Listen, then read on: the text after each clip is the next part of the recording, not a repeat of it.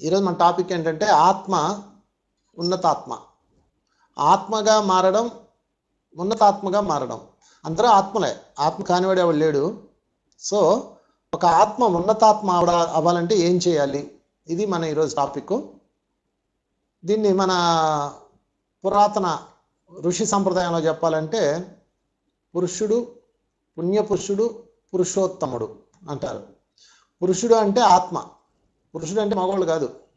పురుషుడు అంటే ఆత్మ, పుణ్యపురుషుడు అంటే ఉన్నతమైన ఆత్మ, పురుషోత్తముడు అంటే మహోన్నతమైన పూర్ణాత్మ. ఆత్మ ఉన్నతాత్మ అవ్వాలంటే టోర్కం శరడరాయన్ గారు ఒక అద్భుతమైన టాపిక్ చెప్తారు. ఆత్మని పునర్జీవింపు చేసుకోమంటాడు. అంటే ఆల్రెడీ ఆత్మగా మళ్ళీ పునర్జీవించడం ఏంటంటే ఆత్మ ఉన్నతాత్మ అవడం, దాని భాషలో అర్థం.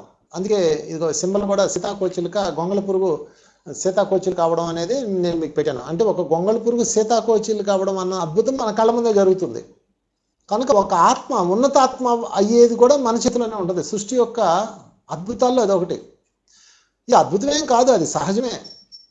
గొంగళ పురుగు సీతాకోచిలుక అవడం అనేది సహజం. అయితే ఒక ఆత్మ ఉన్నతాత్మ అవడం కూడా సహజంగానే జరుగుతుంది. కాకపోతే ఇవాళ కాకపోతే రేపు, రేపు కాకపోతే ఎల్లుండి, ఎల్లుండి కాకపోతే అవతల ఎల్లుండి 100 సంవత్సరాలు లేకపోతే 1000 సంవత్సరాలు, పోనీ 100 జన్మలో 500 జన్మల తర్వాత అయినా అవ్వాల్సిందే. ఇది రూల్, విశ్వ నియమం అది. అందుకే అంగుళీమానుడు బుద్ధుడయ్యాడు, రత్నాకరుడు వాల్మీకి అయ్యాడు. ఇలాగ ఎంతోమంది దుర్మార్గులే తర్వాత సన్మార్గులు అయ్యారు. అందుకని ఏ ఆత్మ కూడా నీచమైన ఆత్మ, అల్పమైన ఆత్మ కాదు. అది తన స్థితిలో ఉంది. ఇప్పుడు మనం గొంగళ పురుగును చూసి అసహించుకుంటాం, అదే సీతాకోచిలుకను చూసి అబ్బాయి ఎంత అందంగా ఉందో అంటాం. అంటే గొంగళ పురుగు, సీతాకోచిలుక యొక్క మూలం గొంగళ పురుగులోనే ఉంది కదా. కనుక ఆ గొంగళ పురుగు లేకపోతే అసలు సీతాకోచిలుక రాదు. కనుక ఫ్రెండ్స్, గొంగళ పురుగు తనను తాను గౌరవించుకోవాలి, తనను తాను ఉన్నతీకరించుకోవాలి. ఎంత కష్టపడుతుందో తెలుసు కదా గొంగళ పురుగు. గొంగళ పురుగు ఆకులన్నీ తినేసి ఆ టైం రాగానే తన శరీరం మీద ఉన్న జుట్టు అంతా పీకేసి దాని నోట్లో ఉన్న జిగట పదార్థంతో కలిపి ఒక గూడుగా తయారు చేస్తుంది. అంటే మనకంటే సిమెంట్ ఇసుక ఉంటాయి, దానికి ఉండవు కదా. అందుకని దాన్ని ఒక అందమైన గూడుగా మలిచేస్తుంది. ఇంకా ఏ పక్షి కానీ ఏ చీమలు కానీ లోపలికి వచ్చి దాన్ని డిస్టర్బ్ చేయకుండా అంత దాన్ని స్ట్రాంగ్గా మార్చేసి నిద్రపోతుంది. ఆ నిద్రపోవడం అంటే తపస్సుకి వెళ్తుంది, ఆ ధ్యానంలోకి వెళ్తుంది. ఆ తర్వాత దాని శరీరం కొంచెం కొంచెం కొంచెం కొంచెం మార్పు చెంది నెమ్మదిగా అందులో నుంచి రెక్కలు వస్తాయి, దాని శరీరం మారిపోతుంది. పాత శరీరంపై కొత్త శరీరం వస్తుంది. ఇదంతా ప్రాసెస్కి 25 రోజులు పడుతుంది. సో ఈ ప్రాసెస్ అంతా అయిపోయేటప్పటికి సీతాకోచిలుక రెక్కలు వచ్చేస్తాయి. ఆ రెక్కలు వచ్చిన తర్వాత ఆ సీతాకోచిలుక రెక్కలు ఇప్పుడు అది బయటికి రావాలి. కానీ ఆ గుడి తయారు చేసింది ఎవరు? పాత గొంగళ పురుగు. సీతాకోచిలుక దగ్గర దాన్ని ఛేదించుకునే శక్తి లేదు. అందుకని అది ఏం చేస్తుందంటే తన రెక్కల్ని 1,00,000 సార్లు లోపల ఇలా ఇలా ఇలా ఇలా ఆడిస్తుంది. అంటే విండ్ని క్రియేట్ చేస్తుంది అనమాట. ఆడించడం వల్ల దాని రెక్కలు బలంగా తయారవుతాయి. అది సృష్టి యొక్క టెక్నిక్. అంటే విశ్వాత్మ ఏ టెక్నిక్ పెట్టాడంటే దాని రెక్కలు బలంగా కావాలంటే ఎక్సర్సైజ్ చేయాలి. దాన్ని బయటకు వదిలితే ఎక్సర్సైజ్ చేయదు. అందుకని దాన్ని లాక్ చేశాడు. ఆ లాక్లో అది రెక్కలు ఇలా ఇలా ఇలా ఇలా ఇలా ఇలా ఇలా అని అప్పుడు 1,00,000 సార్లు 2,00,000 సార్లు కొట్టుకుంటుంది లోపల. మరి దానికి లైఫ్ అండ్ డెత్ సమస్య. ఇప్పుడు అది బయటికి రావాలి బతకాలంటే. ఆహారం బయట ఉంది, అది లోపల బందీగా ఉంది. చూడండి సృష్టి యొక్క అద్భుతం. అది ఇప్పుడు బయటకు వస్తేనే బతుకుతుంది. అందుకనే 1,00,000 సార్లు అలా అలా కొట్టుకొని కొట్టుకొని కొట్టుకొని మొత్తం మీద ఆ గూడులో ఉన్న జుట్టు అంతా రాలిపోయి అది పల్చనైపోయి అది ఎక్కడో చోట బలహీనపడి దానిలో దూరి బయటకు వచ్చేస్తుంది. చూసారా? Struggle for existing. ఇదే ఫార్ములా అందరికీ వర్తిస్తుంది, మానవులకు కూడా. అంటే ఇక్కడ ఒక గొంగళ పురుగు సీతాకోచిలుక ఉత్తినేం అయిపోదు. ఆ గూళ్ళలోంచి బయటకు వచ్చేటప్పుడు అసలైన కథ ఉంటుంది దానికి. ప్రకృతి దాన్ని గొంగళ పురుగుని సీతాకోచిలుక మార్చడం ప్రకృతి బాధ్యత. సీతాకోచిలుక గూడుని క్లోజ్ చేసుకొని చింపేసుకొని బయటికి రావడం సీతాకోచిలుక బాధ్యత. ఆ ముందే గూడు ఎందుకంటే కట్టాలండి అంటే కట్టకపోతే చస్తుంది ముందే. గొంగళ పురుగు గూడు కట్టుకోకపోతే ఏమవుద్ది? అది నిద్రపోతుంటే పక్క నుంచి ఏ బల్లి వచ్చి దాన్ని మింగేస్తుంది, లేకపోతే ఏ కాక వచ్చి దాన్ని పొడి చేస్తుంది. అంటే ఫస్ట్ అది అప్పుడు ప్రొటెక్షన్ ఆ దశలో, ఇప్పుడు జైలు. చూసారా? ఇందులో ఉన్న తత్వాన్ని అర్థం చేసుకుంటే జీవితం మొత్తం అర్థమైపోద్ది. సో ఒక గొంగళ పురుగు సీతాకోచిలుకగా మారడం అన్నది సృష్టి యొక్క అద్భుతము, సృష్టి యొక్క సహజము. ఆ సీతాకోచిలుక బయటకు వచ్చి స్వేచ్ఛగా ఎగరడము ఆ సీతాకోచిలుక యొక్క ధర్మము. అంటే ఒక ఆత్మగా మన భూమి మీదకి రావడం ప్రకృతి యొక్క ధర్మము. ఆత్మ ఉన్నతాత్మ అవ్వడం అన్నది మన ధర్మము, వ్యక్తిగత ధర్మం. ఈ రెండు డిఫరెన్స్ గుర్తుపెట్టుకోండి. కనుక ఫ్రెండ్స్, భూమి మీదకి రావడం పెద్ద గొప్ప విషయం కాదు, అది వన్ ఆఫ్ ద పాయింట్ అంతే. అది సహజంగా జరిగిపోతుంటుంది అది. అందుకని ఎలా పుట్టావన్నది ముఖ్యం కాదు. ఈ సృష్టిలో ఎలా మరణించావన్నది ముఖ్యం. ఎలా పుట్టావన్నది ఎప్పుడు ముఖ్యం కాదు ఫ్రెండ్స్. ఎక్కడ పుట్టావన్నది ముఖ్యం కాదు, ఎవరికి పుట్టావన్నది ముఖ్యం కాదు. అందుకే మహనీయుల తాలూకా పుట్టిన ఏమీ పెద్ద ఇంపార్టెన్స్గా ఎవరో వాళ్ళ యొక్క మరణాన్ని పండగ చేస్తారు ఎక్కువ. షిరిడి సాయిని చూడండి, ఆయన పుట్టుక ఎవరికి తెలియదు, కానీ ఆయన మరణాన్ని పండగ చేసుకుంటున్నారు, సమాధి ఉత్సవాల కింద చేసుకుంటున్నారు. అంటే ఒక ఆత్మ ఉన్నతాత్మ అయిన తర్వాత దాని యొక్క మరణము అత్యంత విలువైనది అయిపోతుంది. కనుక ఇక్కడ మన కీలకమైన విషయం ఏంటంటే ఆత్మ ఉన్నతాత్మ అవ్వాలి, అది మన బాధ్యత. ఆత్మ అన్నది ఆయన బాధ్యత, ఆయన చేశాడు, ఇంక మనం ప్రత్యేకంగా చేయక్కర్లేదు. ఇక్కడ జీవితం అన్నది ఆయన ఇచ్చాడు. సో అవ్వాలంటే ఏం చేయాలి, దానికి సప్త సూత్రికలు చెప్పాడు ఆయన. అవి నేను ఈరోజు చెప్తాను మీకు, 7 పాయింట్స్. మొదటిది, 7 నేను ఉండాలి, నన్ను నేను చేంజ్ చేసుకోవాలి, నన్ను నేను తయారు చేసుకోవాలని ఎవరికారు ముందుకెళ్ళాలి. పాయింట్స్ పెట్టుకోండి, బాగా రాసుకొని గోడ మీద అంటించుకొని దేనిలో నేను ఉన్నానా లేదా చెక్ చేసుకోండి. మొదటిది అంటే పురుషోత్తముడు అవ్వాలంటే, పురుషోత్తముడు అవ్వాలంటే, పురుషుడు అంటే ఆత్మ, పురుషుడు అంటే ఆడవాళ్ళు కాదు, పురుషుడు మగవాడు కాదు, పురుషుడు అంటే ఆత్మ. పురుషుడు, పుణ్యపురుషుడు, పురుషోత్తముడు. పురుషోత్తముడు అవ్వాలంటే, ఆత్మ పూర్ణాత్మ అవ్వాలంటే కొన్ని వేస్ ఉన్నాయి. ఆ వేస్ను దర్శించి చెప్పేది సూత్రాలుగా తయారు చేశారు మహనీయులు. అందులో నేను మీకు కొన్ని చెప్తాను. అందులో మరి టార్కోమ్ గారు చెప్పిన పాయింట్స్ నేను మీకు ఈరోజు అందిస్తాను. అందులో మొదటిది అందం, ఆత్మ సౌందర్యం. మొట్టమొదటి పాయింట్ అందము, ఆత్మ సౌందర్యం. అంటే ఎప్పుడూ కూడా మీరు మీ జీవితాన్ని, మీ శరీరాన్ని, మీ యొక్క ఏమైతే ఇవ్వబడిందో దాన్ని ఎప్పుడూ కూడా మీరు సౌందర్యంలో ఉంచాలి. శరీర ధర్మంలో ఎప్పుడు కూడా సౌందర్యంగా ఉండాలి. అలాగని చెప్పేసి లేని దానికోసం తపన పడద్దు, లేని దానికోసం మనం చేయాల్సిన పని లేదు. ఎప్పుడు చక్కగా తయారవడం, శరీర ధర్మంలో శరీరాన్ని అందంగా తయారు చేసుకోవడం అన్నది, అది నేను చెప్పక్కలేదు, అందరూ బ్రహ్మాండంగానే ఉన్నారు, అందులో సందేహం లేదు. కానీ తోలు తిత్తిది తుస్సు అన్నట్టు ఖాయం అని దాన్ని పట్టించుకోకుండా ఉండకూడదు. నేను ఆ మధ్యన కడతాల్లో ప్రోగ్రామ్ అయిపోయింది, బయటకు వచ్చాను. ఒక మేడం వచ్చి చాలా బాగుంది సార్ మీ ప్రోగ్రామ్ అందే. ఆమె జుట్టు అంతా అట్ల కట్టేసి ఉంది, భయంకరమైన దుర్వాసన ఆమె దగ్గర. ఇక్కడ నుంచి ఉంటే ఆమె వాసన వచ్చేస్తుంది. పోయిన 2 సంవత్సరాల క్రితం ఆమె వెంక చూశాను, ఏంటి నీ అవతారం ఏంటి అలా ఉందన్న. ఏముంది సార్ శరీరం ఇది తుస్సుమంటది అందే. ఇంత తిన్నావా అన్నాను. తిన్నాను సార్ అందే. మరి ఎలా తింది, తుస్సుమనే శరీరం కదా, పలారం ఎంత వేసేసింది. కనుక అందం అనేది దేహ సౌందర్యం మోస్ట్ ఇంపార్టెంట్ ఫ్రెండ్స్. మరి ఋషులు మహర్షులు జుట్లు ఎందుకు పెంచుకున్నారంటే వాళ్ళకి సెలూన్లు లేవు ఆ రోజుల్లో, బ్యూటీ పార్లర్స్ లేవు. ఉండుంటే వాళ్ళు తయారయ్యేవాళ్ళు నీట్గా. అప్పట్లో లేవు కాబట్టి వాటిని అలా వదిలేసి ఆ జుట్టు గాలికి ఎగిరిపోయి వాళ్ళు సాధన చేసుకునేటప్పుడు డిస్టర్బ్ అవుతుంది. కాబట్టి వాటికి ఏంటంటే జిల్లేడు పాలు ఉంటాయి, జిల్లేడు చెట్టు నుంచి వస్తాయి కదా పాలు, అవి రాసేవాళ్ళు. అవి రాస్తే ఏమవుతుందంటే అది అలా లాక్ చేసేస్తుంది, అట్లా కట్టేసి అలా ఉండిపోద్ది, డిస్టర్బ్ చేయకుండా అలా పడి ఉంటుంది వెనకాతల. ఈరోజు మనకు బోల్డెన్ ఐటమ్స్ వచ్చినాయి కాబట్టి మీరు ఆ పనులు చేయక్కర్లా. అంటే జుట్టు ఇలాగ అసహ్యంగా ఉండడం అనేది స్పిరిచువాలిటీ కాదు, అందంగా తయారవడమే అసలైన స్పిరిచువాలిటీ. కృష్ణుడు చూడండి, ఎక్కడన్నా చండాలంగా ఉన్నాడా? సృష్టిలో ఆయన మించిన మాస్టర్ లేడు కదా, గ్రాండ్ మాస్టర్. మరి ఆయన ఎలా ఉన్నాడు? కనుక ఆ ఋషులు ఆ గడ్డాలు తర్వాత ఆ జుత్తులు అన్ని ఎందుకు పెంచుకున్నారంటే వాళ్ళది ప్రోటోకాల్గా ఏం కాదు. అది వాళ్ళు ఆ సాధన మార్గంలో ఎక్కడో అడవిలో ఉంటాడు, ఊళ్ళోకి వచ్చి క్షొరకుడి చేత యాడ చేయించుకుంటాడు ఆయన. అందుకని అది సింబల్ అయిపోయింది అంతే. అంటే జుట్టు ఉంటేనే ఋషి, మా ప్యాంట్ షర్ట్ టీషర్ట్ వేసుకుంటే వాడు ఎవడో పోరంబో గల్లాగాడు అంటాం, అలా అనుకోకండి. కనుక డ్రెస్ ఎప్పుడు ఫాలో అయిపోకండి. ఇక రెండోది ఆత్మ సౌందర్యం. మొదటిది సప్తసూత్రాల్లో మొదటిది అందము, ఆత్మ సౌందర్యం. ఆత్మ సౌందర్యం అంటే మీకు చెప్పక్కర్లేదు, లోపల అంతా సౌందర్యంతోనే ఉండాలి. ఏ మాత్రం లోపల సౌందర్యం లేదా మీరు అవుట్, బ్లాక్ ఉండిపోతుంది. మళ్ళీ దాన్ని తెచ్చుకోవడానికి మళ్ళీ భూమి మీదకి రావాల్సి ఉంటుంది. అయితే ఆత్మలో సౌందర్యం ఉందో లేదో మీకు ఎలా తెలుస్తుంది అంటే ఎవరికారే తెలుసుకోవాలి. ఇది ఎవరు కనిపెట్టలేరు. ఇంకో మాటలో చెప్పాలంటే మీరు కూడా కనిపెట్టలేరు. దానికి నేను ఒక ప్రాసెస్ ఎప్పుడో చెప్పాను, చాలా క్లాసుల్లో చెప్పాను. సింపుల్, పడుకునే ముందు ధ్యానం చేయండి, మధ్యరాత్రిలో మెలకువ రావాలని కోరుకోండి, లేచి కూర్చోండి, 36 బ్రెత్స్ కౌంట్ చేయండి, నాకు జ్ఞానం ఇవ్వమని అడగండి, మళ్ళీ 36 బ్రెత్స్ కౌంట్ చేయండి, నిద్రపోండి. ఆ నిద్రలో మీరు మీరు ఏ విధంగా ఉన్నారో మీకు కనిపిస్తుంది కళ్ళలో. మీరు దొంగగా ఉన్నారా, లేకపోతే కక్కుర్తి వేదలా ఉన్నారా, సేవకుల్లా ఉన్నారా, మీకు కనిపిస్తుంది మీ డ్రీమ్లో. ఎందుకంటే సుషుప్తి అవస్థలోకి వెళ్తేనే మన సౌందర్యం మనకు కనిపిస్తుంది, జాగృత అవస్థలో కనిపించదు. జాగృత అవస్థలో శరీర సౌందర్యం కనిపిస్తుంది. ఇప్పుడు ఉన్నాం చక్కకున్నాం, wonderful, what a beautiful, what a glow అంటాం. గ్లో ఎక్కడ ఉంటుంది? మొహంలో ఉంటుందా చెప్పండి? గ్లో మొహంలో ఉండదు, ఆత్మలో ఉంటుంది. అది మీకే తెలుస్తుంది. అది కళ్ళ ద్వారా దాని యొక్క శకలాలు గురువుకు తెలుస్తాయి. అందుకే గురుగారు కళ్ళలోగా చూస్తాడు. ఇలాగా గురుగారు వచ్చాడని మీరు చూడండి, కళ్ళలోగా చూస్తాడు. ఇంకెక్కడ మీ మొహం చైతన్యం ఎనర్జీస్ అయ్యాయని చూడండి, ఆయన కళ్ళలోగా చూస్తాడు. అంటే ఆయన డాటా ఇన్ఫర్మేషన్ అంతా లోపలికి వెళ్ళిపోతుంది. మీ కళ్ళు ఏం దాచినా మీ కళ్ళు ఆత్మ సౌందర్యాన్ని కళ్ళు పట్టేస్తాయి, చెప్పేస్తాయి. ఆత్మ సౌందర్యంతో ఉందా, దరిద్రంతో ఉందా, అది గురువు పడతాడు. ముందు రాగానే కళ్ళలోకి చూస్తాడు, ఒక క్లారిటీ వచ్చేస్తుంది ఆయనకి. ఆయనకి చెప్పు అంటాడు.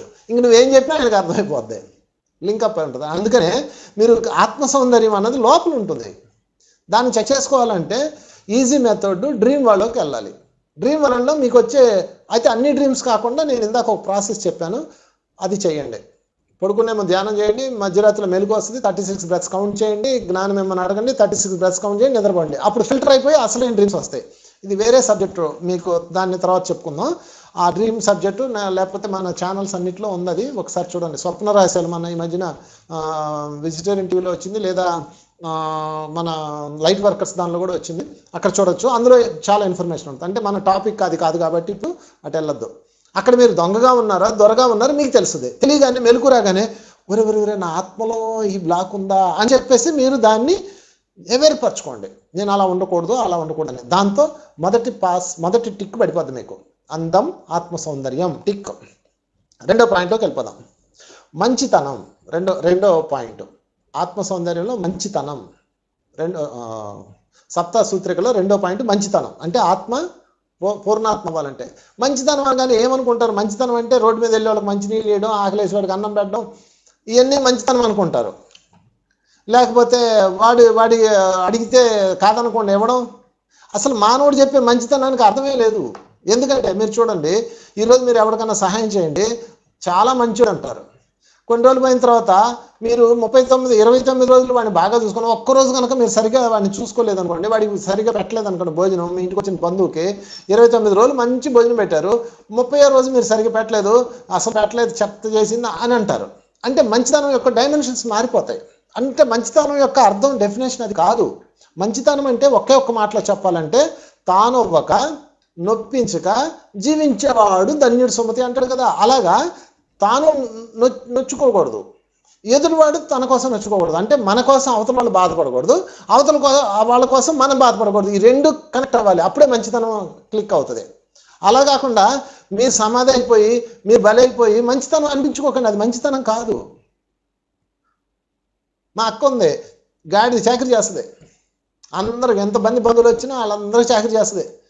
వాళ్ళ బంధువులు ఎవరు వచ్చినా ఎంత మంచిదో అంటారు, ఒక్కళ్ళు కూడా చేయరు, ఏమే చేస్తారు. మీకు కూడా ఇవన్నీ అలవాటే. మీ చుట్టాలు అందరూ ఇళ్ళకి వచ్చినప్పుడు వాళ్ళందరూ హాయిగా కుర్చీలో కూర్చొని టీవీ చూస్తూ ఉంటారు, మీరేమో చాకరీ చేస్తూ ఉంటారు, ఎంత మంచిదో అంటారు. అదే మన ఇంకో అక్క ఉంది, ఆమె ఏం చేస్తుందంటే ఎవరు వచ్చిన ముందు పని అప్పు చెప్తుంది. నువ్వు పిండి పిసుకు, నువ్వు గిన్నెలు గడుగు, నువ్వు తేపాళ్ళ నుంచి రకరకాల తలా పని చెప్పేస్తుంది. అది చెడ్డది. అందుకని మంచి చెడ్డకి బేరీస్ మారిపోతుంటుంది మై డియర్ ఫ్రెండ్స్. దాన్ని ఎప్పుడు కూడా పరిగణలో తీసుకోకండి. అందుకని దానికి ఒకటే ఆన్సర్ ఏంటంటే నొప్పించగా తానవ్వక. ఇతరుల కోసం మనం బాధపడకూడదు, అది మంచితనం. అదేవిధంగా మన కోసం ఇతరులను బాధ పెట్టకూడదు, అది మంచితనం. ఈ రెండు కనెక్ట్ అవ్వాలి. వాళ్ళని సంతోషపెట్టి మీరు బాధపడినా మంచితనం కాదు, అదేవిధంగా మీరు సంతోషంగా ఉండి వాళ్ళని బాధ పెట్టినా మంచితనం కాదు. ఈ రెండు కనెక్ట్ అయ్యి ఎక్స్ అవ్వాలి.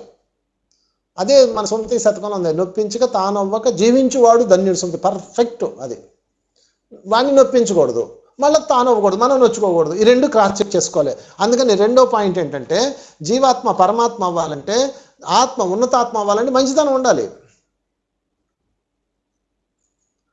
ఎందుకంటే రేపు పూర్ణాత్మ అయ్యాక మీరు క్రియేషన్ చేయాలి, ఒక లోకాన్ని అడ్మినిస్ట్రేషన్ చేయాలి. మీరు నలిగిపోయి అవతరాన్ని బాగు పెట్టారనుకోండి, అది కూడదు, నేచర్ ఒప్పుకోదు, పర్మిషన్ ఇవ్వదు. అందుకని ఫ్రెండ్స్ ఇక్కడ రెండో పాయింట్లో ముఖ్యమైన పాయింట్, మంచితనం అనగానే అందరి చేత పొగిడించుకోవటం కాదు, అందరు చెడ్డ అన్నీ అండి, నష్టమే లేదు. మీ లోపల మీకు తెలియాలి. వాడి కోసం మీరు బాధపడకూడదు, మీకోసం వారు బాధపడకూడదు. ఈ రెండు క్రాస్ అయిపోవాలి. మూడో పాయింట్లోకి వెళ్ళిపోదాం. ధర్మం. ధర్మం అనగానే అందరూ బోల్డెన్ డెఫినేషన్ చెప్తారు. తల్లిదండ్రులను చూడడం ధర్మం, భగవంతుడిని చూడడం ధర్మం, కుల ధర్మం, వంశధర్మం, మూడు ధర్మాలు చెప్తారు. మూడు ధర్మాలు చెప్పుకుందాం. అహింసో పరమో ధర్మ, అది అసలైన ధర్మం. హింస చేయకుండా ఉండడమే ధర్మం. ఎవరిని? మనుషుల్ని, జంతువుల్ని. జంతువుల్ని ఎలాగో చంపకూడదు, అది క్లియర్, మీకు ఈ పాటికి తెలుసు. 2, మనుషుల్ని మన కోసం అవతల వాళ్ళని బాధ పెట్టకూడదు, ఇందాక చెప్పుకున్నాం. అలాగే మనల్ని కూడా హింస చేసుకోకూడదు. అందుకని ఇక్కడ మీకు ధర్మం అన్న కేటగిరీలో 3 చెప్తాను. 1 వ్యక్తిగత ధర్మం, 2 సమాజ ధర్మం, 3 విశ్వధర్మం. 3 ఉంటాయి. వ్యక్తిగత ధర్మం, నువ్వు నీ జీవితాన్ని జీవిస్తున్నావు. ఫర్ ఎగ్జాంపుల్ ఒక స్త్రీ కోసం చెప్తాను, ఒక స్త్రీ జీవితం చెప్తాను. నాకు తెలిసిన ఒక ఆమె ఉంది. ఆమె తన జీవితంలో చాలా హ్యాపీగా ఉంది. ఒక అబ్బాయిని ఇష్టపడింది, పెళ్లి చేసుకుందాం అనుకుంది. కానీ వాళ్ళ ఫ్యామిలీలో వాళ్ళ కుటుంబం అంతా కుదిరేది కాదు. ఎందుకంటే తనకి ఇంకా చెల్లెళ్ళు ఉన్నారు, వాళ్ళ బాధ్యతలు తీసుకోవాలి. వాళ్ళ కోసం ఆమె ఏం చేయాలి అర్థం కాని నన్ను అడిగింది. నువ్వు ఏమనుకుంటున్నావు? ఇప్పుడు నీ కుటుంబాన్ని నువ్వు ప్రొటెక్ట్ చేయాలి, నీ సంతోషం చూసుకొని వెళ్ళిపోతే మన కుటుంబాన్ని ఎవరు చూస్తారు? నువ్వు ఆ కుటుంబం అంతా కష్టపడి అమ్మాయిని చదివించారు, నువ్వు ఈరోజు వాడిని చేసుకొని వెళ్ళిపోతే ఈయన ఎవరు చూస్తారు? అందుకని నువ్వు నీ కుటుంబ ధర్మం కోసం వ్యక్తిగత ధర్మం వదిలేయాల్సిందే. చాలామంది ఆడవాళ్ళు నిజంగా ఆడవాళ్ళకి దండం పెట్టాలి, వాళ్ళు కుటుంబ ధర్మం కోసం వ్యక్తిగత ధర్మం వదిలేస్తారు. చాలామంది, అందరూ కాకపోవచ్చు, ఎక్కువ మంది ఆడవాళ్ళు కాంప్రమైజ్ అయ్యి లైఫ్ బతుకుతారు. కారణం ఏంటంటే కుటుంబం కోసం సక్సెస్, కుటుంబం కోసం వ్యక్తిగత ధర్మం క్లోజ్ చేసేయాలి. అంటే నిన్ను నువ్వు అవసరమైతే బాధించుకోవాల్సిందే, అంతే. ఎందుకోసం? కుటుంబ ధర్మం కోసం. ఓకే, కుటుంబ ధర్మంలో ఉన్నారు. కుటుంబ ధర్మంలో ఉన్నప్పుడు మీ కుటుంబం చక్కగా ఉంది. ఇంతలో మీ ఆయన రొయ్యల వ్యాపారం చేస్తానని అన్నాడని చెప్పేసి నాకు చెప్పింది. రొయ్యల వ్యాపారం చేస్తున్నాడు సార్, వడ్డీ వ్యాపారం చేస్తున్నాడు సార్, ఏం చేయాలి నేను అందే. కుటుంబం ధర్మం గొప్పదా, విశ్వధర్మం గొప్పదా? విశ్వధర్మం గొప్పదే. అప్పుడు కుటుంబ ధర్మం నరికేయాలా? అక్కడ మొగుడు లేడు, చెల్లి లేదు, అక్క లేదు, తొక్క లేదు, అందరిని వేసిపారేయడమే. అంటే వ్యక్తిగత ధర్మం కన్నా కుటుంబ ధర్మం గొప్పది. కుటుంబం ధర్మంకి ప్రిఫరెన్స్ ఇవ్వాలి. కుటుంబ ధర్మం ప్రిఫరెన్స్ ఇవ్వాలా, విశ్వధర్మంకి ప్రిఫరెన్స్ ఇవ్వాలా అన్నప్పుడు విశ్వధర్మానికి ప్రిఫరెన్స్ ఇవ్వాలి. దీన్ని కృష్ణుడు ఎలా చెప్తాడంటే, ఎందుకు ఇప్పుడు యుద్ధం జరగాలి అని అడుగుతాడు కృష్ణుడిని. బలరాముడు ఎందుకు యుద్ధం జరగాలని అడుగుతాడు. నువ్వు తలుచుకుంటే యుద్ధం ఆపలేవా, అసలు నీ ప్లాన్ ఏంటి చెప్పు అంటాడు. అప్పుడు చెప్తాడు, అన్నయ్య అసలు యుద్ధం చేస్తుంది ఎందుకు అనుకున్నావు? ద్రౌపది వస్త్రాపరణం లేకపోతే దుర్యోధనలో పంచపాండవుల గోల వల్ల చేయట్లేదు, నేను ఈ భూమండలాన్ని క్లీన్ చేస్తున్నాను, కొత్త పంట అయిపోతున్నాను, అదే అసలు సంగతి. అందుకే నాకు కురుక్షేత్ర సంగ్రామం జరగాల్సిందే అంటాడు. అసలు మహాభారత సంగ్రామాన్ని దగ్గరుండి చేయించింది కృష్ణుడు. ఎందుకు అనుకున్నారు? The clean out, wash out, దున్నేయాలి నేలని. దానికి వీళ్ళందరినీ క్లీన్ అవుట్ చేయడానికి యుద్ధం ఎందుకు? మహమ్మారి నిద్రలేస్తే సరిపోతుంది కదా అంటాడు. లేదు, మహమ్మారి అంటే అప్పట్లో ప్లేగు, ఇప్పుడు కరోనా, అప్పుడు ప్లేగ్ అనమాట. మహమ్మారి నిద్ర లేపితే అందరిని వేసుకెళ్ళిపోద్ది. ఎవరిని ఉంచాలో ఎవరిని తీయాలో అని తెలియదు, మొత్తం అంతా ఇలా చీపిరితో ఉంటుంది. అలా కాదు, నాకు ధర్మబీజాలు కావాలి, రాబోయే యుగానికి నేను ధర్మాన్ని ప్రతిష్ఠించాలి, కనుక నాకు ధర్మం వైపు నిలబడే వ్యక్తులు కావాలి. నేను ఎంచుకుంటే ఇది 5 దొరికారు, ఈ టీం దొరికారు, వాళ్ళతో నేను ఇప్పుడు మహాసంగ్రామం చేస్తున్నాను, ఇక్కడ క్లీన్ చేస్తాను. ఎందుకంటే ఇక్కడ సమాజ ధర్మం లేదు, వ్యక్తిగత ధర్మం కోసం సమాజాన్ని నాశనం చేస్తున్నారు, తన ఆనందం కోసం ఎదుటి మనిషిని బలి చేస్తున్నారు, స్త్రీలకు అసలు హక్కులే లేవు, ఈ సమాజాన్ని మొత్తం క్లీన్ అవుట్ చేయాల్సిందే అంటాడు. అప్పుడు చెప్తాడు, ఏం చెప్తాడంటే, ధర్మం అనేది ఒక వృక్షం లాంటిది. ఒక వృక్షానికి శాఖలు ఉంటాయి, కొమ్మలు ఉంటాయి. కొమ్మలు, కాండము, వేరు 3 ఉంటాయి ఒక వృక్షానికి. ఆ కొమ్మలు అంటే కాండానికి ప్రమాదం వచ్చింది, చెట్టు కాండానికి ప్రమాదం వచ్చింది అంటే, కొమ్మలు అంటే వ్యక్తిగత ధర్మం, కాండము అంటే కుటుంబ ధర్మం, వేరు అంటే విశ్వధర్మం. ఈ కాండానికి ప్రమాదం వచ్చింది అనుకోండి, కొమ్మలు నరికేయాలి మీరు. వేరుకు ప్రమాదం వచ్చింది అనుకోండి, కాండాన్ని నరికేయాలి. చూడండి, అరటి చెట్టు ఏం చేస్తాం? ముందు గెల నరుకుతాం, తర్వాత చెట్టు కాండం నరకపోతే వేరిపోతుంది, అందుకని కాండం నరుకుతాం. అలాగా విశ్వధర్మము వేరైనప్పుడు ఆ విశ్వధర్మానికి రక్షణగా కాండాన్ని ఉంచాలి, కాండానికి రక్షణగా కొమ్మలు ఉంచాలి. కొమ్మలు కొమ్మలు అడ్డు వచ్చినాయి, నరికేయాల్సింది అంతే. మిమ్మల్ని మీరు నరుకోవాల్సిందే మీ కుటుంబం కోసం. కనుక ఫ్రెండ్స్, ఇక్కడ వ్యక్తిగత ధర్మము, కుటుంబ ధర్మము, విశ్వధర్మం 3 ఉంటాయి. నీ వ్యక్తిగత ధర్మాన్ని నరికేసేయి కుటుంబం కోసం. నీ కుటుంబం సమాజానికి హాని చేస్తుంది, నీ కుటుంబంలో ఉన్న వాళ్ళు వ్యాపారం చేసి దోచుకుంటున్నారు, నీ కుటుంబంలో ఉన్న వాళ్ళు చేపల చెరువు, రొయ్యల చెరువులు వేసి జంతువులు హింసిస్తున్నారు, వేసే వాళ్ళని కూడా. ఎందుకంటే విశ్వధర్మం గొప్పది. అది ధర్మం గురించి డెఫినేషన్. సో ఫ్రెండ్స్, అందం, ఆత్మ సౌందర్యం, మంచితనం, ధర్మం 3 చెప్పుకున్నాం. ధర్మంలో 3 కేటగిరీస్ చెప్పాను. ఇక లాస్ట్ 4 ఆనందం. ఆనందం అంటే చాలామంది ఆనందం అనగానే ఎగిరేయటం, మందుబాట్లు చేతులు పెట్టుకొని కేకలు పెట్టేయటం అనుకుంటున్నారు. అది ఆనందం కాదు, అది ఎంజాయ్మెంట్లో ఒక భాగం. ఆనందంలో చాలా స్వల్పమైన భాగం. ఆనందం అంటే సింపుల్గా చెప్పాలంటే ఒక్కొక్క వ్యక్తికి ఒక్కోలా ఉంటుంది ఆనందం అన్నది. విషయానందం, భజనానందం, బ్రహ్మానందం వేరే సబ్జెక్టు. ఆనందానికి కరెక్ట్ డెఫినేషన్ చెప్పంటారు ఫ్రెండ్స్.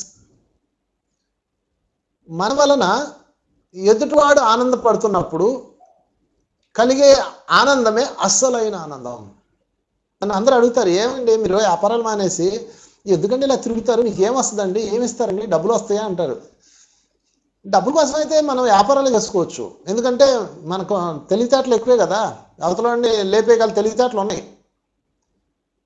మరి ఎందుకు వ్యాపారాలు చేసుకోకుండా ఎట్లా ఉన్నారు అంటే, వ్యాపారంలో సంపదల్లో ఆనందం ఉంటుంది, కానీ దానికన్నా అద్భుతమైన ఆనందం సచ్చిదానందం అంటారు దీన్ని. ఆ సచ్చిదానందం ఇందులో వస్తుందండి. ఇప్పుడు మా గాంధీ గారు స్టీల్ ప్లాంట్లో ఉద్యోగం, ఆయనకి ₹1,00,000 శాలరీ ఉంటుంది. అవి కూడా పక్కన పడేసి తిరుగుతూ ఉంటాడు. ఆయన కాదు, నేనే కాదు, చాలామంది. ఎందుకు అసలు ఎందుకు తిరుగుతున్నారు, ఏం కావాలి, దేనికోసం ప్రయాణం అంటే ఆనందమే అసలైన డెఫినేషన్. ఆనందం కోసం తిరుగుతున్నారు. ఇంతటి ఆనందం ఎక్కడైనా వస్తుంది,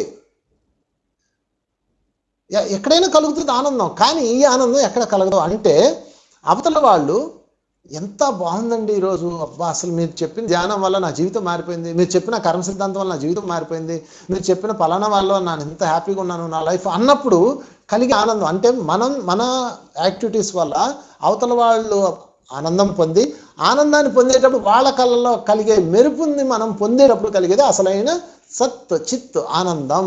అది ఆనందం అంటే. ఆ సచ్చిదానందం పొందితేనే నువ్వు పూర్ణాత్మ అయ్యేది, లేకపోతే అయ్యేది లేదు. ఇక మామూలు ఆనందం అంటారా, ఈ కామనం, భౌతిక ఆనందము, శరీరానందము, ఫ్రెండ్స్ ఆనందము, కుటుంబ ఆనందం, అవన్నీ బేసిక్ ఆనందాలు. అది కాదు. మీకు అందరికీ తెలుసు, మీ పిల్లలకి ఏదన్నా, మీ దగ్గర డబ్బులు లేవు, పోగేసి మీ పిల్లవాడికి బండి కొనిపెట్టారు, లేదా ఒక ఐఫోన్ ఏదో కొనిపెట్టారు, వాడు చూసుకొని మురిసిపోయేటప్పుడు మీకు కలుగుతుంది ఆనందం. అది అసలు మీకు ఏ సంబంధం లేని వాడు చేస్తే ఇంకెంత ఆనందం పడుతుందో చెప్పండి. ఒక్కసారి ఈ సచ్చిదానందాన్ని ఎవరైతే తాగారో ఇంక వాళ్ళు అది వదలలేరు. అందుకే ఎవడైతే స్పిరిచువల్ సేవకుడు అయ్యాడో, ఆధ్యాత్మిక సేవకుడు అయ్యాడో, వాడు దానికోసం అన్ని వదిలేస్తాడు. అన్నమయ్య దగ్గర నుంచి ఇప్పుడు మన వరకు అందరూ. అన్నమయ్య తమ్మరు పట్టుకొని ఊళ్ళ మీద తిరిగాడు ఫ్యామిలీ వదిలి. ఎందుకు? సచ్చిదానందం. షిరిడి సాయి సచ్చిదానందం, రామదాసు సచ్చిదానందం. శ్రీరామచంద్రుడు ఎందుకు రాజ్యాన్ని వదిలేసి వెళ్ళాడు? శ్రీరాముడి దగ్గర శక్తి ఉంది, మొత్తం అందరినీ తొక్కిపారేసి రాజ్యాన్ని ఆక్రమించుకోవచ్చు, లేదా ఏదో రాజ్యంలో సెటిల్ అయిపోవచ్చు. సచ్చిదానందం. ఈరోజు పత్రికారు ఎందుకు అలా ఊర్ల మీద తిరుగుతున్నాడు? ఈ పాటికి ఆయనకి 2 ఆస్తులు పెద్ద ఉన్నాయి. బెంగళూరులో పెద్దది ఉంది, కడతాల్లో పెద్దది ఉంది. ఆయన అక్కడ ఉన్న డేట్లు ఇస్తే చాలు, ఒక్కొక్క ఊరు వాళ్ళకి ఒక్కొక్క రోజు ఇస్తే ఆ ఊర్లు జనాలు తండాలకు వస్తారు, అంత నెట్వర్క్ ఉంది. మరి ఎందుకు ఆయన ఇంకా తిరుగుతాడు? ఇంకా సచ్చిదానందం. అందుకని సృష్టి యొక్క అద్భుతం సచ్చిదానందమే. అందుకే ఇక్కడ వర్షం కురిసిన, చెట్టు కాయలు ఇచ్చిన, మొత్తం సచ్చిదానందం, ఇంకేం లేదు ఫ్రెండ్స్. సో ఆ సచ్చిదానందాన్ని ఈ ఆనంద సూత్రంలో పెట్టుకోండి. నేను కూడా సచ్చిదానందం పొందాలి. మీకు సంబంధించిన వాళ్ళు దానిలో కలిగేది అది ఆనందం, సచ్చిదానందం కాదు. మీకు ఏ సంబంధం లేని వాళ్ళ దానికి కలిగేది సచ్చిదానందం. ఓకే. ఇక తర్వాత 5th పాయింట్, స్వాతంత్రం అనగానే హాయిగా ఎగిరిపోతే ఎంత బాగుంటుంది. ఒక ఆమె నాకు ఫోన్ చేసింది, సార్ ఈ సంసారము బాధ్యతలు వదిలేసి హాయిగా తిరిగితే ఎంత బాగుంటుంది సార్ అంది. నీకేంది? నాకు కూడా ఉంటుంది, అందరికీ ఉంటుంది. ఎగిరిపోతే ఎంత బాగుంటుంది అని అందరికీ ఉంటుంది, నీకే కాదు. అందుకని ఎక్కడికి ఎగిరిపోవమ్మా నువ్వు, ఎగిరిపోవాల్సింది ఏం లేదు. స్వాతంత్రం అనేది ఏం బతుకుతా స్వాతంత్రం లేదు అంటుంది. కాదు, అసలు స్వతంత్రం అంటే పరిగెట్టడం కాదు. స్వతంత్రం అంటే నచ్చిన చోటుకి వెళ్ళడం కాదు. స్వతంత్రం అంటే ఇష్టం వచ్చినట్టు ఉండడం కాదు. ఫ్రెండ్స్ చెప్తాను, స్వతంత్రం అంటే మీ నోరు ఆగు అన్నప్పుడు ఆగిపోవటం, మీ చెవులు వినొద్దు అంటే ఆగిపోవటం, మీ కళ్ళు చూడొద్దు అంటే ఆగిపోవడం. అప్పుడు మీరు స్వతంత్రంలో ఉన్నట్టు. మీ ఇంద్రియాలు మిమ్మల్ని పాలిస్తున్నాయా, మన ఇంద్రియాలు మనల్ని పాలిస్తున్నాయా, మనం మన ఇంద్రియాలు పాలిస్తున్నాయా చెక్ చేసుకోండి. నువ్వు మాట్లాడద్దు అనగానే ఆగిపోవాలా. చూడండి, ఫర్ ఎగ్జాంపుల్ రోడ్డు మీద ఉంటారు, ఎవడో గొడవ పడుతుంటారు, మీరు దూరతారు, ఆడు అరుస్తాడు, మీరు అరుస్తాడు. ఎందుకు అరుస్తాడు ఎవడో తెలీదు. లేదు, సింపుల్, ఒక రోడ్డు మీద ఆగి బాబు పలానా ఇంటికి ఎలా వెళ్ళాలి అనగానే అక్కడ నలుగురు ఉంటారు, నలుగురు మాట్లాడేస్తుంటారు. ఒక లెఫ్ట్ అంటే ఒక రైట్ అంటే ఒక టాప్ అంటాడు. అంటే ఎవరికి స్వతంత్రం లేదు. వాడి నూరు ఆడి మాట ఎందనమాట. ఇంకా మరి మామూలు గొడవలు, ఇళ్లలో గొడవలు అయితే చెప్పే అక్కర్లేదు. మిమ్మల్ని ఎవడన్నా జస్ట్ ఇలా అంటే చాలు, ఇంకా స్వతంత్రం ఎంత బాగా కనపడిపోద్దో. కనుక మీకు స్వతంత్రం ఉందో లేదో మీరే తెలుసుకోండి. స్వతంత్రం అంటే స్వేచ్ఛగా తిరగడం కాదు. స్వతంత్రం అంటే నీ కళ్ళు స్టాప్ అని నువ్వు అన్నప్పుడు ఆగిపోవటం, నీ నోరు స్టాప్ అన్నప్పుడు మూతపడిపోవటం, నీ చెవులు స్టాప్ అంటే ఆగిపోవడం. ఇది చాలా ఇంపార్టెంట్. ఇదే స్వతంత్రం అంటే. కనుక మీరు అందులో ఉన్నారో లేదో ఎవరికాలు పరిశీలించుకోండి. ఇవన్నీ ఎవరు సెల్ఫ్ చెక్కింగే, వేరే దారి లేదు. నేను ఎలా కనిపెడతాను? నా ముందు చాలా గౌరవంగా ఉంటారు, చక్కగా మాట్లాడతారు, అటు బాగానే సినిమా మారిపోద్ది. అందుకని ఎవరికాలు చూసుకోవాలి, స్టాప్ అనాల నువ్వు. అందుకే మీరు ఏం చేస్తారంటే మీ భర్తతోనో, మీ అత్తగారితోనో, లేకపోతే మీ కోడలతోనో, మీ ఇంట్లోనో, మీ భార్యతోనో ఏదో ఒక మంచి పీక్ పీరియడ్కి వెళ్ళిపోతారు. గొడవ పడుతుంటారు కదా, అప్పుడు ఊరికే అనుకో, స్టాప్ అనం, ఇంకంతే, చచ్చి మాట్లాడకూడదు, అవతల తలని ఆలకేసుకుంటుగానే మాట్లాడకూడదు. అలా ఉంటే మీరు స్వతంత్రం ఉన్నట్టే. అంటే యుద్ధం మధ్యలో ఆగాలి. ముందు నుంచి అయితే అది స్వతంత్రం ఉందో లేదు ఎవడో తెలుస్తుంది. ముందు నుంచి ఉండడం కాదు. బాగా నేను ఆల్రెడీ టెస్ట్ చేసుకున్నా. మొన్న మా ఆవిడతో బాగా కావాలని ఏదో విషయంలో ఖై అంటున్నా. అంటే లోపల నుంచి అరే స్వతంత్రం ఉందా లేదా నీకు ఉందా, అయితే స్టాప్ అన్నా ఇంకంతే. నేను ఎన్ని అరుస్తున్నానో మాట్లాడో ఆమె రెచ్చగొట్టి వదిలేసాను అనమాట. ఎన్ని అరుస్తున్నానో మాట్లాడమంటే మాట్లాడాలి, ఇంకంతే సైలెంట్. ఎన్నో ఇంకా అది ఏదో బాగా పీకింది, అయినా సరే లోపల నుంచి దాన్ని కరిసేయి అంటుంది. మనం స్వతంత్రంలో ఉన్నాం. సో ఇయర్స్, అలాగే చెవులు, ఇది కూడా ప్రయోగం. నేను అన్ని ప్రయోగాలు చేసుకుంటాను. నా మీద ఎవడి మీద చేస్తే ఆడు ఊరుకోడు కదా. ఒకసారి ధ్యానమా చక్రంకి వెళ్ళాం. రూమ్లోనే అందరం 20 మందిని పడుకున్నాం. అవతల రూమ్లో 10 మంది, అవతల లోపల బయట చలిగుంది కాబట్టి లోపల రూమ్లో 20 మంది పడుకున్నారు అందరూ. అందులో మా మిత్రుడు ఒకడు ఉన్నాడు. వాడు పాపం పగలంతా డ్రైవింగ్ చేశాడు. వాడు గురక ఎలా ఉందంటే రైలు ఇంజిన్, ఆటో ఇంజిన్ రెండు కలిపి స్టార్ట్ చేస్తే అలాంటి సౌండ్ వస్తే అలా వచ్చింది, దర్రని. వాడు గురక్కి వీళ్ళందరూ లేచి బాగా చలి పెడితే బయటికి వెళ్ళి పడుకున్నారు. ఒక ఆమె వెళ్ళిపోతా, సార్ భరించలేకపోతున్నా, రండి సార్ అందే. నేనేం చేశానంటే వాడు నిజంగానే అది వినిపిస్తుంది, చాలా కర్ణకఠోరంగా ఉంది. గురకబెట్టేవాడిని తిడుతుంటారు అందరూ. పాపం ఆడేం చేస్తాడు, వాడి కంట్రోల్లో ఆడికి లేదు, వాడికి స్వతంత్రం లేదు అంతే. వాడి గొంతు నిద్రపోయేటప్పుడు డిఫరెన్స్గా ఉండి సౌండ్స్ వస్తాయి, అది సరే, ఆ టెక్నికల్ ప్రాబ్లం. వాడి చేతిలో ఆడు లేడు. గురక పెట్టద్దంటే ఆడి మైండ్ ఎంత, అది వాడికి స్వతంత్రం లేదు. అప్పుడు నేనేం చేశానంటే, ఇప్పుడు బయటికి వెళ్ళి చలిలో పడుకోవాలి, హాల్లో అనమాట. లోపల ఉంటే వెచ్చగా హాయిగా ఉంది, ఈ సౌండ్ మాత్రం భయంకరంగా ఉంది, కర్ణ కఠోరంగా ఉంది. అప్పుడు ఏం చేశానంటే కళ్ళు మూసుకున్నాను. ఏం ధ్యానం, నా బొంద ధ్యానం. మనం ఆఫ్టర్ ఆల్ దీన్ని ఆపలేకపోతే ఎందుకు, ఇంకా పైలోకాలకి వెళ్ళి నక్షత్రాన్ని సృష్టించేస్తాం, ఈ బిల్డప్లన్నీ ఇచ్చుకుంటాం ఎందుకు. కళ్ళు మూసుకున్నా. ఇది నన్ను ఇబ్బంది పెట్టదు, నా చెవులకి ఇది అవసరం లేదు, నేను తీసుకోవడం లేదు అనుకున్నాను. కాసేపుగా అలాగా కమెంట్స్ ఇచ్చుకుంటూ వెళ్ళాను, హాయిగా నిద్రలోకి వెళ్ళిపోయా. పొద్దున్నే అంటున్నాడు, సార్ ఎలా నిద్రపోయారు సార్, నా పక్కన నిద్రపోయిన మొట్టమొదటి హీరో మీరే సార్ అన్నాడు వాడు. కనుక ఎందుకంటే నాకు స్వతంత్రం ఉంది ఆ రోజు. సో అదేవిధంగా కళ్ళు. సో ఇలాగ మీకు మీ ఇంద్రియాలకు యజమాని అవడమే స్వాతంత్రం ఫ్రెండ్స్. అలాగని మాట్లాడద్దు అంటే మాట్లాడన్నప్పుడు మళ్ళీ రెచ్చిపోవాలి. గురువుగారు మైక్ ఇస్తాడు, మైక్ ఇగానే ఏం మాట్లాడాలి సార్ అంటే పాడమని కూడా వేస్తాడు. ఏం మాట్లాడాలి నన్ను అడుగుతావా? అప్పుడు నీకు స్వాతంత్రం లేదు. మాట్లాడాలి అంటే ఎదురు మాట్లాడు, నీ అనుభవం చెప్పు. ఈ అంటే ఏం మాట్లాడాలంటే నాకు వద్దు సార్ ఎవడు మైక్ తీసుకో, నాకు వద్దు సార్ అంటాడు. గురువుగారు దాన్ని బ్లాస్ట్ చేస్తాడు అనమాట. బ్లాస్ట్ చేసి నోరు మూసలు మాట్లాడంటాడు. అప్పుడే ఇక మొదలు పెడతారు. ఇక మొదలు పెట్టిందా ఇక మైకు ఏమన్నా ఇవ్వదు. అక్కడ స్వతంత్రం పోయింది.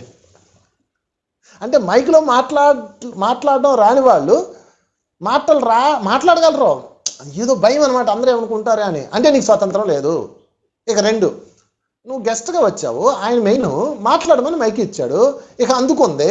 మొదటి 2 రోజులు భయపడుతూ మాట్లాడింది. ఇక 3వ రోజు నుంచి కనపడకుండా మైక్ ఇస్తే ఇక అన్నీ మర్చిపోయింది, అది మర్చిపోయింది, ఇది మర్చిపోయింది. ఇక అరగంట ఏమే పీకింది క్లాసు. అంటే స్వతంత్రం ఉన్నట్టా? లేనట్టే. మైక్ చూడగానే ఆవేశం వచ్చి మాట్లాడేసిందంటే అర్థం ఏంటి? స్వతంత్రం లేనట్టు. మైక్ చూడగానే మాట్లాడలేకపోయిందంటే అర్థం ఏంటి? స్వతంత్రం లేనట్టు. ఎంత మాట్లాడాలో అంత మాట్లాడి క్లోజ్ చేసేయడమే స్వతంత్రం ఉన్నట్లు. ఫ్రెండ్స్, పూర్ణాత్మ యొక్క లక్షణాలు ఇవి. ఓన్లీ 7 ఆయన ఎక్కువ ఏం చెప్పలేదు. మొదటిది సౌందర్యం, ఆత్మ సౌందర్యం, దేహ సౌందర్యం. 2 మంచితనం. బయట ఎంత మంచివాడరా అని ఎవరితో అనిపించుకోకండి. వీలైతే రాంగోపాల్ వర్మలాగా బతికండి. వాడు అందరు చెడ్డోడు అంటారు కాబట్టి వాడి మీద ఒక బ్యాడ్ ముద్ర ఉండిపోయింది ఆయన మీద.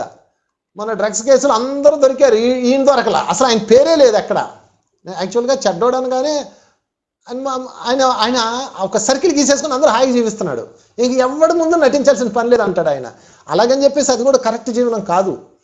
వాడు మంచి అనొద్దు, వీడు చెడ్డ అనొద్దు. నువ్వు మంచోడు కాదు, నిన్ను నువ్వు నొప్పించుకోవద్దు, అవతల వాళ్ళని నొప్పించొద్దు. 3 ధర్మం, వ్యక్తిగత ధర్మం, కుటుంబ ధర్మం, విశ్వధర్మం. విశ్వధర్మే ప్రధానం. విశ్వధర్మం కింద కుటుంబ ధర్మం ప్రధానం, కుటుంబ ధర్మం కింద వ్యక్తిగత ధర్మం ప్రధానం. సో 4 ఆనందం, సచ్చిదానందం. ఎదుటి వాళ్ళ కళల్లో ఆనందం చూడండి, అప్పుడు తెలుస్తుంది మేము ఎందుకు ఇలా ఊర్ల మీద పడి తిరుగుతున్నామో, ఎందుకు ఇవన్నీ వదిలేసి క్లాసులు చెప్తున్నామో, ఎంత సంతోషం వేస్తుందో ఫ్రెండ్స్. దాని ముందు ఏం పనికిరావు, ఇంకా ఏ సంపదలు పనికిరావు. మాకు కూడా తెలుసు కరెక్ట్ టైము, కరెక్ట్ వయసు, ఈ టైంలో సంపాదించుకోవాలి, అవన్నీ వదిలేసి ఇలా ఎందుకు ఉన్నాము లోపల నుంచి అనిపిస్తుంటుంది. కానీ ఈ ఆనందం ముందు ఆయన మాయమైపోతాయి. ఒకసారి ఈ ఈస్ట్ గోదావరి వచ్చాను, ఎక్కడ ఏదో ఊరు గుర్తులేదు, క్లాస్ పెట్టారు. ఎర్ర బస్సు ఎక్కి వెళ్ళా, దోమలు కొట్టుకుంటా, భయంకరమైన జర్నీ. తెల్లారి దిగాను, ఒకడు వచ్చాడు. వచ్చి అప్పుడు నిర్ణయం తీసుకున్నా, ఇంకా అసలు ఇవన్నీ మానేయాలా, ప్రశాంతంగా ఉండాలి, ఎందుకు ఈ గోలంతా, ఈ క్లాసులు గ్లీసులు అనుకున్నా. ఈ 10 ఏళ్ల క్రితం సంఘటన అనుకొని బస్సు దిగాను. దిగడంతోనే ఒకడు వచ్చాడు రిసీవ్ చేసుకోవటానికి. తెల్లారి 5 రాత్రి 11కి ఆమె ఎక్కాను, తెల్లారి 5 దిగాను. ఒక 10 ఏళ్ల క్రితం, 10-15 గుర్తులేదు. వాడు వచ్చి ఇంకా ఇదే లాస్ట్ క్లాస్, ఇంక ఈ గ్రామాలు ఇటువైపు రాకూడదు అనుకున్నా. అప్పుడు సార్ నన్ను గుర్తుపెట్టారా అన్నాడు. అసలే చిరాకులో ఉన్నానా, అయితే ఏంటా చెప్పాను. సార్ నేను పోయిన సంవత్సరం మీ క్లాస్కి వచ్చాను సార్, చనిపోతే బాగుండు అనుకున్న టైంలో వచ్చాను సార్, మీరు ఆ రోజు చెప్పిన క్లాసు మొత్తం నా జీవితాన్ని మార్చేసింది సార్, మీకు ఆ కర్మ సిద్ధాంతాన్ని ఫాలో అయిపోయాను సార్, మొత్తం రియలైజ్ అయ్యాను సార్, మొత్తం జీవితం అంతా అద్భుతం సార్, నా సమస్యలను తీరిపోయాను sir, I'm very very happy sir, ఎప్పటికీ మీరు రుణం తీర్చుకోలేను సార్ అన్నాడు. అంతే, రాత్రి పడ్డ శ్రమంతా మర్చిపోయాను, సచ్చిదానందం. మళ్ళీ మామూలే, ఇంకా అక్కడ నుంచి ఇంకా ఊపితో వెళ్ళిపోతుంటాం. అందుకే ప్రకృతి నిరంతరం మాకు ఇస్తూనే ఉంటుంది ఒక సచ్చిదానందాన్ని. సచ్చిదానందమే ఆక్సిజన్. గురువుగారు వస్తాడు, ఏమయ్యా చెప్పు అంటాడు, అద్భుతం అంటాడు, ఆయనకు అదే కావాలి, ఇంకేం అక్కర్లా. ఆ సచ్చిదానందం అనమాట. కనుక అది మీరు ఎప్పుడు పొందుతూ ఉండాలంటే అందిస్తూ ఉండాలి, అందిస్తేనే కదా వస్తుంది. ఇక 5 స్వాతంత్రం. 6 బాధ్యత అనగానే ఫ్రెండ్స్, కుటుంబ బాధ్యత ఎన్ని ఉన్నాయో అది పక్కన పెట్టేద్దాం, మనం స్పిరిచువల్ మాస్టర్స్ కాబట్టి. బాధ్యత అంటే ఈరోజు యూనివర్స్లో ఏం జరిగినా అది మన బాధ్యతగానే ఫీల్ అవ్వాలి. ఎందుకంటే అహం బ్రహ్మాస్మి, అంతా నేనే అంటున్నాం. ఇప్పుడు చైనాలో ఎవడో పాము ఉంది అంటున్నాడు, కరోనా వచ్చింది అంటున్నాము, అది కూడా మన బాధ్యతే. ఎక్కడో ఆస్ట్రేలియాలో కారు చిచ్చురగిలి జంతువులన్నీ చనిపోతున్నాయి, అది కూడా మన బాధ్యతే. సమస్త మన బాధ్యత యూనివర్స్ అకౌంట్లో వేసేస్తుంది. నాకు సంబంధం లేదు అనడానికి వీల్లేదు, ఎందుకంటే అంతా నేనే అన్నప్పుడు అది కూడా మనమే. నా పక్కన వాడు బాధలో ఉన్నాడు, వాడికి మార్గం చూపించాలి, బాధ్యత. స్పిరిచువల్గా మీరు ఎదగాలి అంటే ఒక్కటే బాధ్యత, మోస్ట్ మోస్ట్ మోస్ట్ ఇంపార్టెంట్. అందుకే మీ పని ఏదో అది చేయడమే బాధ్యత. అన్ని పనుల్లో ఏలి పెట్టడం బాధ్యత కాదు, సర్వనాశనం చేయడం అవుతుంది అది.